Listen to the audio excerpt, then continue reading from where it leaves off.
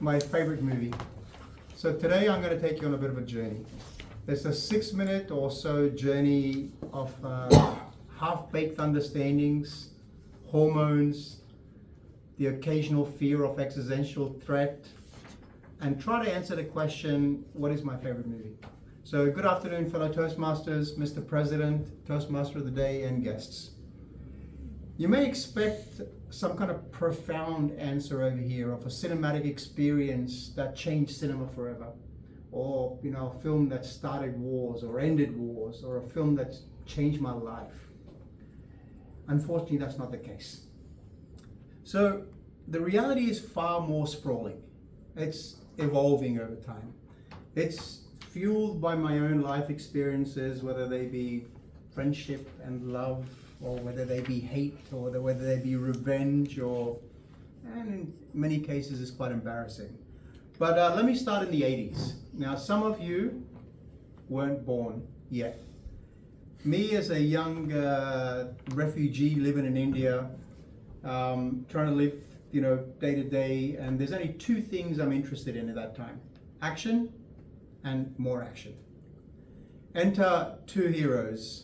One really, Amitabh Bachchan in Bollywood, making movies like Coolie and Sholay. Now these movies were fantastic. There was very little space left for emotional depth. The good guy is really good. He can punch through walls. He can do gravity-defying stunts. The dialogues are cringy. They are so cringy, and really more cringy the better. The villain's always sitting there twirling his mustache. The hero always wins, and the villain always loses. And I'm in love with cinema. Move on a little bit. I learn English, and my vocabulary expands. Enter Arnold Schwarzenegger in The Terminator. As far as I'm concerned, there's a lot of depth to that movie. But at that time, all I want is action. What I want is for the good guy to win and for the bad guy to lose. As a reference point, in 1988, I'm living in Australia. My mother and my three sisters are swooning over a Bollywood movie with some new heartthrob. It's a romantic movie. Me, being super sophisticated and super mature, thinks romance is disgusting. I hate that movie so much that I accidentally recorded a cricket game. I got in a lot of trouble for that, but at that time it was totally worth it. Through my teens, all I wanted was action. All I wanted was simple storylines. Rambo 3, Agnipath. The storylines in my head now, revenge starts to make a little bit of sense. Patriotism starts to make a little bit of sense. I memorize dialogues. I know all the scenes. I know all the moves. But again, it's simple storylines reflecting what I know about the world. 1994. Now I'm 17. My brain is slightly more able to grasp some complex narratives. Enter Pulp Fiction, Forrest Gump. Finally, movies I could relate to, or so I thought anyway. Now looking back, I probably missed, 80, 90% of the subtext. When I think about it now, it feels like I was a toddler watching a chess match. I was, very impressed, but I didn't really understand what was going on. I understood the pop culture references, I recognized the cool camera angles, but the deeper meaning probably went straight out of my head. 95, I'm 18, I'm in university, and I'm love struck. My first girlfriend, who's now my wife actually.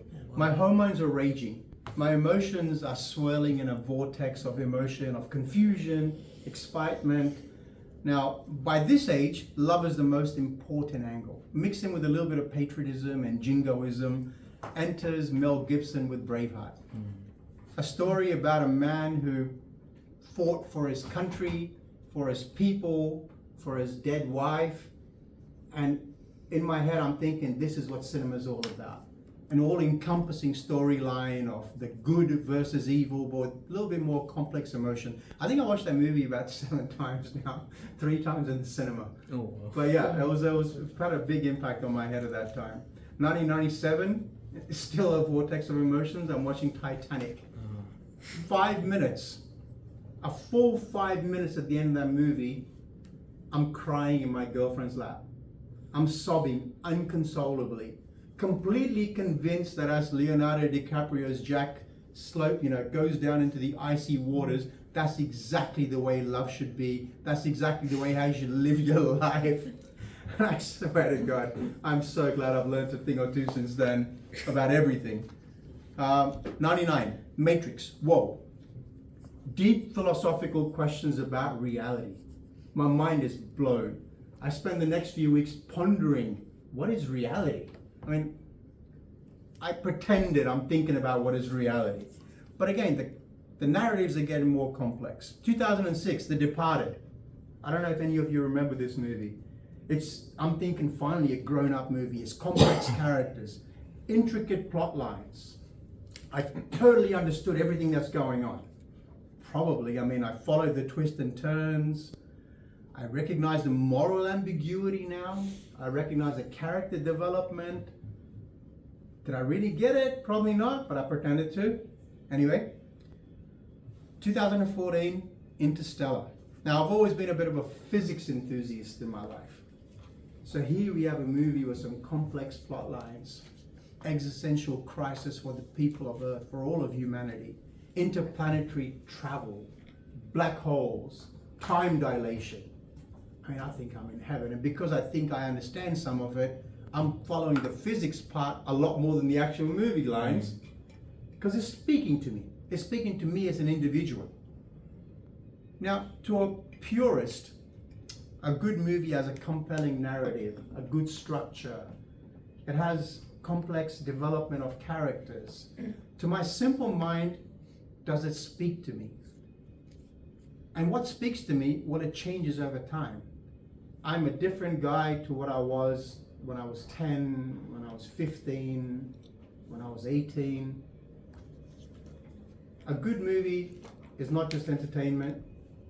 It really speaks to you at a deeper level. Sometimes when you think back at it, it might be embarrassing, but that's okay. That's part of life. Thank you, everyone.